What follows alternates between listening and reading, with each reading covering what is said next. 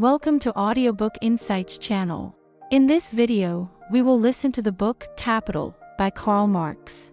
Capital offers a comprehensive critique of the capitalist system, analyzing how labor, commodities, and capital interact.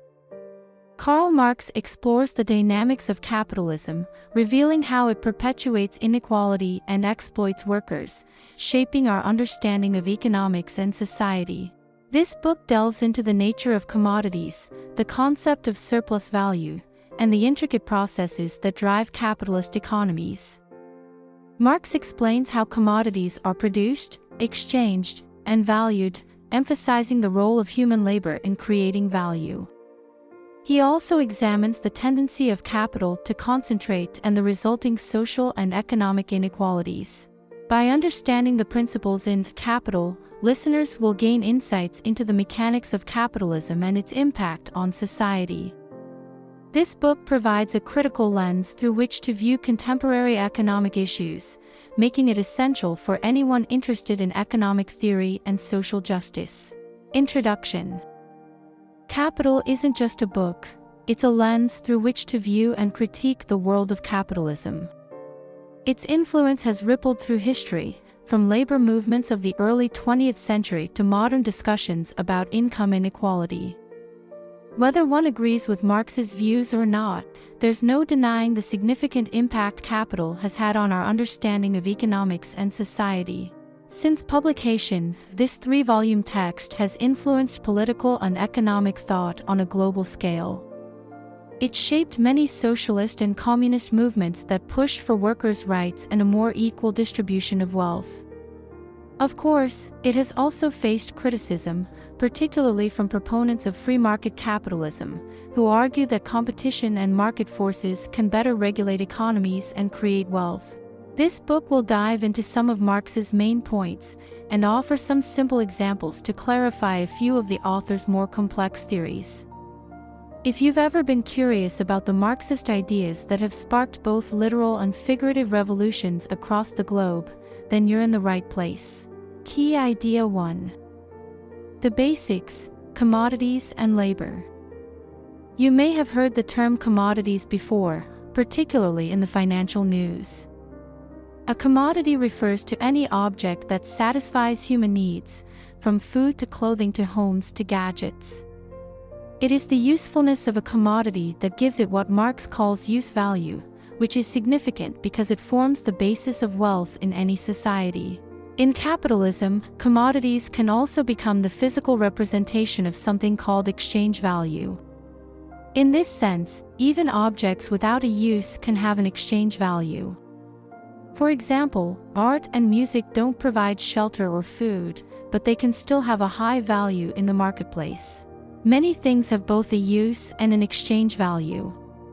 The contents of a well-stocked storeroom of athletic shoes in a shop, for instance, can be exchanged for money, which will pay rent and salaries, and buy more shoes to sell. These shoes may then accrue even more exchange value for being trendy and stylish rather than just being useful as shoes. But all exchangeable commodities, from shoes to cars to hairspray to corn, have something in common: they are products of human labor. In this way, commodities are like crystallizations of social labor, bearing value. Labor is responsible for creating both the use value and exchange value of a commodity. The concept of useful labor is used to describe the work that contributes to the use value of an item. For example, the work involved in tailoring a coat or weaving linen are both types of useful labor because they create useful products. Not all labor is equal, though. The production of different commodities requires different types of labor. These types are not interchangeable. A tailor can't produce linen, and a weaver can't make a coat. This differentiation forms the basis of the social division of labor, the varying kinds of work required by a community to function and produce commodities. While this division of labor is necessary for producing commodities, it doesn't always mean commodities are created by individuals. In many systems, like in some Indian communities or factories, tasks are divided. So not all labor can be simply exchanged as a commodity. The value of a commodity, be it a coat or linen, reflects the human labor embedded in it, abstracting away from the specific type of labor. This abstraction is critical for these goods to be comparable and exchangeable in the market. For instance, despite the difference in the types of work, both tailoring and weaving are considered equivalent, as they both represent human labor. The magnitude of a commodity's value is determined by the amount of labor it embodies, meaning a coat worth double the value of the linen that forms it contains twice the amount of labor. This doesn't change the use value of the commodities, however, as a coat will still serve its purpose of providing warmth. Key idea 2. When things become symbol, social hieroglyphics. Imagine a simple object, like a wooden table. It's just a table, right? Well, not quite. First, it's clear that the table is useful. It holds your coffee cup, your laptop, maybe a houseplant. This utility comes from human labor that transforms wood into something practical. No mysteries here. But here's the twist. When that table enters the marketplace as a commodity, it becomes something more. It's not just wood shaped like a table anymore. It gains value, standing on equal footing with every other commodity, regardless of what it is. Even more, this simple table somehow begins to embody complex social relationships. This happens because all types of human labor, from chopping down trees to designing furniture, are seen as equal when they produce commodities. The table's value isn't solely based on the physical wood or how it's shaped, but on the human labor put into it, measured by the time spent on that work. This labor time is of interest to all humans, as it dictates how we produce our means of subsistence. The value of a product, then, is really just a reflection of the social nature of labor.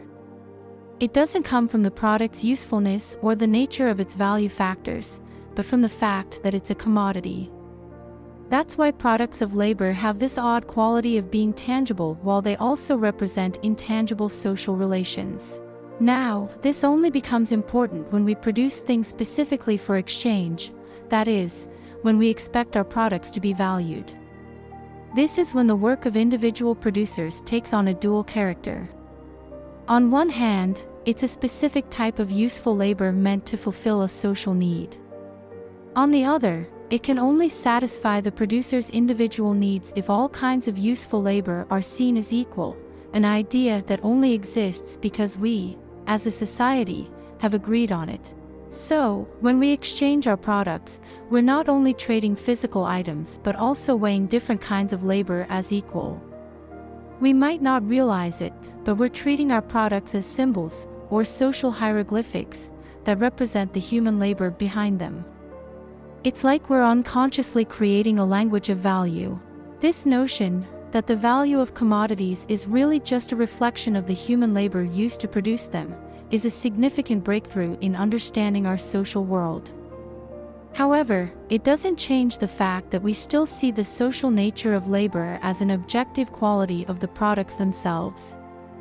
Even though we know that air is made of different gases, we still experience it as just air.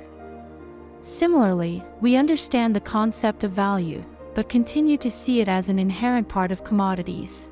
So, a wooden table is not just a table, it's a product of human labor, an embodiment of social relations, and a participant in the mysterious world of commodities. Key idea 3. Beyond worth, how capital moves. Commodities represent the labor that created them, but when they generate more value than their cost to make, they also generate surplus value, or capital. This concept of surplus value is crucial in understanding how profit is made in a capitalist economy. Essentially, the value of the finished commodities exceeds the combined value of the raw materials, labor, and other costs incurred in producing them. But this capital isn't a thing, per se, rather, it is a circulating force in society. It moves and flows, affecting various aspects of the economy and facilitating further production and exchange. Marx visualizes capital as moving in a circular path, or circuit, among different stages of the economic process. There are three phases in this circuit: money capital, productive capital, and commodity capital.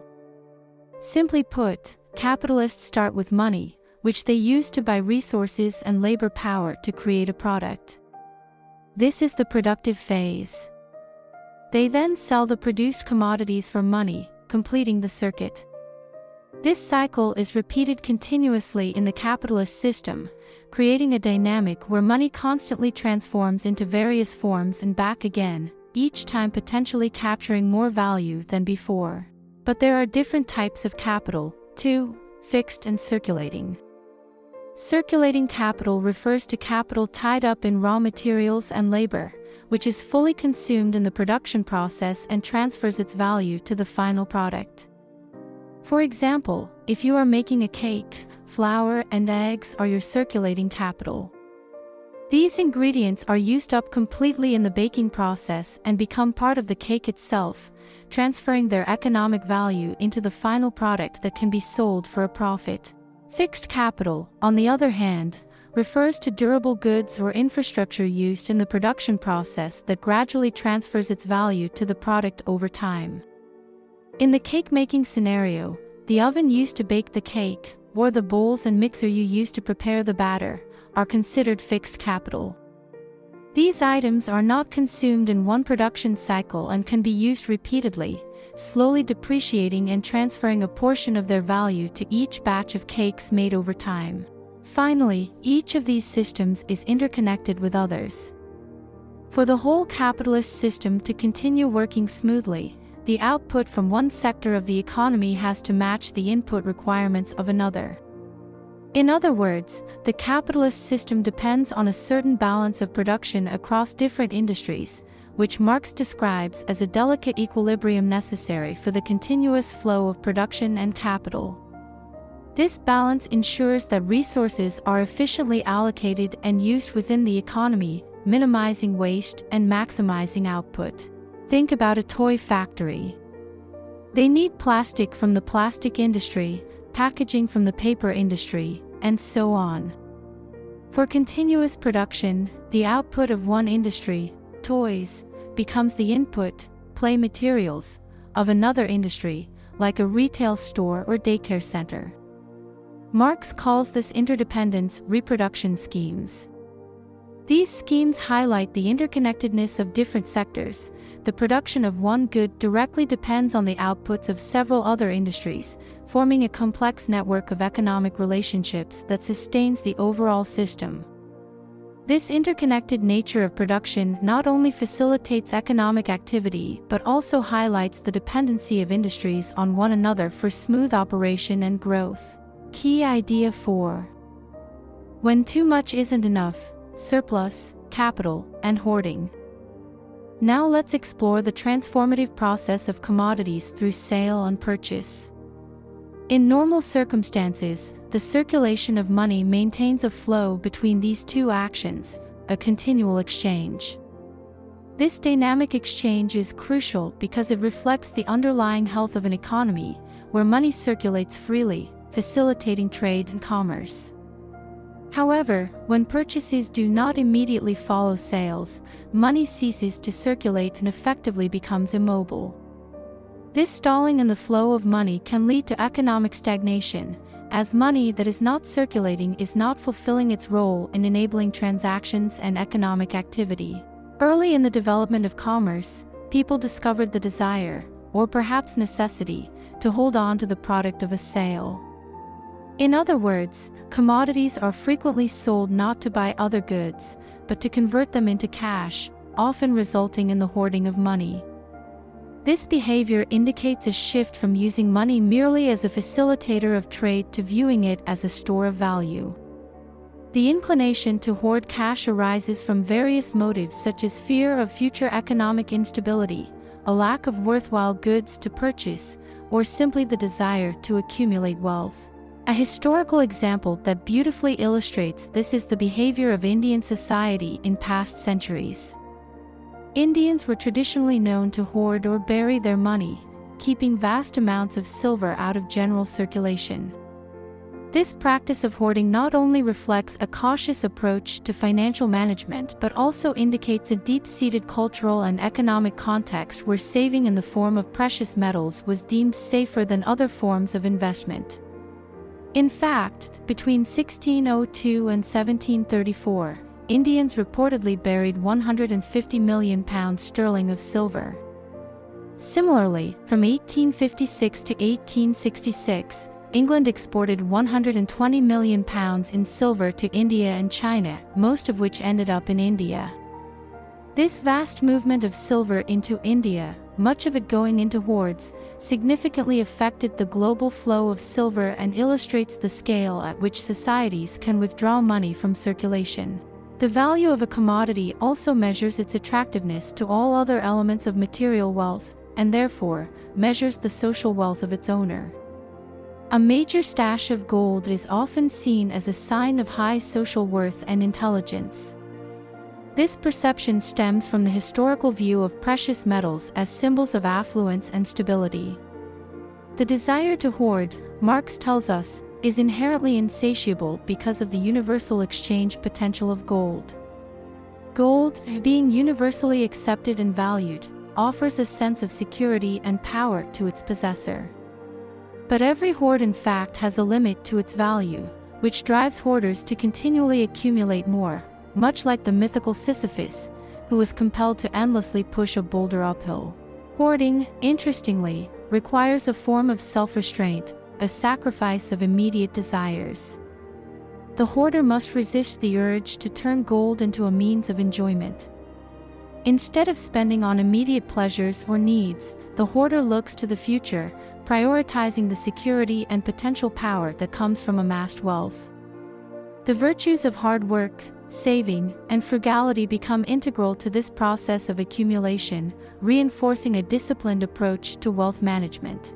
But hoarding also serves various functions in the economy.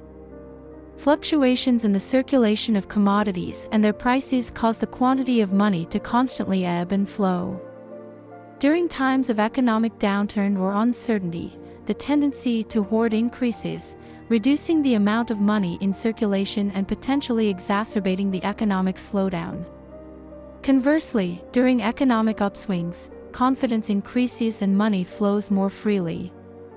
The quantity of gold and silver in a country must be greater than the quantity required to function as currency. This is achieved through hoards, which act as reserves, serving as conduits for the supply or withdrawal of money to or from circulation, helping to stabilize the economy during periods of fluctuation. So, money isn't just a medium of exchange, it has a life of its own. It reflects our desires, our fears, our values, and sometimes even our virtues. The next time you look at a coin, remember, it's not just a piece of metal, it's a physical representation of human endeavor, needs, and aspirations. It embodies the economic activities, cultural practices, and personal decisions that shape both individual lives and the broader societal landscape. Key Idea 5. Alienation, a feature, not a bug. As systems of capital become more complex, like the current global economy, it is easy to see how the simple idea of labor exchange for value becomes lost in the seemingly endless maze of economics. In broad strokes, Marx saw alienation as the result of workers being disconnected from their work, from the products of their labor, from themselves, and from each other. First, he believed that alienation comes in a capitalist system when workers don't have any say in the design of their work or how their workplaces are managed. They're alienated from the process of work itself, they don't control it, it controls them. Let's imagine factory workers whose job is to attach one part of a product to another, over and over again. This work might be monotonous and uninspiring, leaving the workers feeling disconnected from the labor they're performing. Workers are paid a wage for their labor, but the value of the goods they produce is often greater than the wage they receive. This difference is surplus value, and it is surplus value that is appropriated by the capitalist class, creating a class divide and perpetuating inequality. Also, the products that workers create don't belong to them, they belong to the capitalist. So workers are also alienated from the products of their own labor. Consider workers who make beautiful furniture but can't afford to buy any of it themselves. The fruits of their labor are out of their reach. Under capitalism, work is not necessarily a way for people to express themselves or use their creative capacities.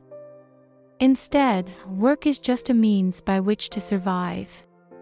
This means workers are alienated from their own potential and humanity.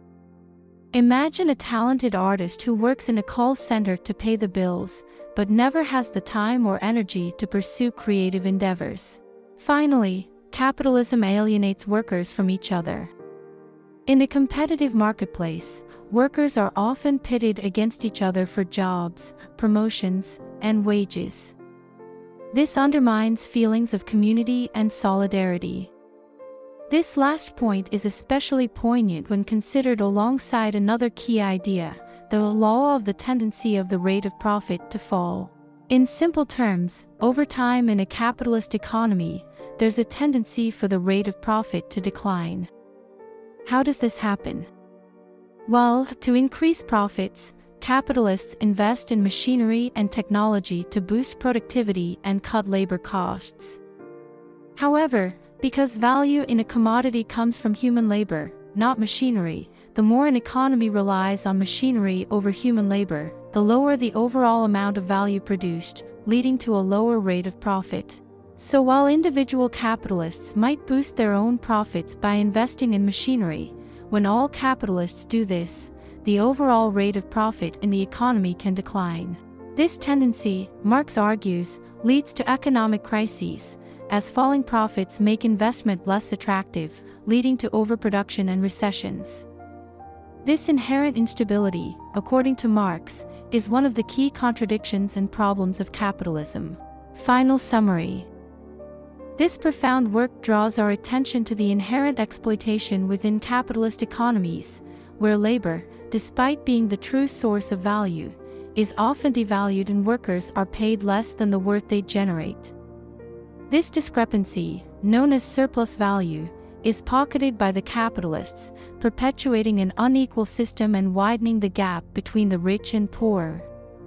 Marx intriguingly posits that these systemic issues are not aberrations but intrinsic to capitalism, inevitably leading to recurrent crises. The exploitation of labor is a fundamental tenet in Marx's critique. Workers expend their labor, producing goods and services that carry value. However, they receive wages that only cover their subsistence, while the surplus value, the difference between the value produced and the wages paid, accrues to the capitalists. This systematic undervaluation of labor means that workers are essentially generating wealth for the capitalists while remaining in a state of relative poverty themselves.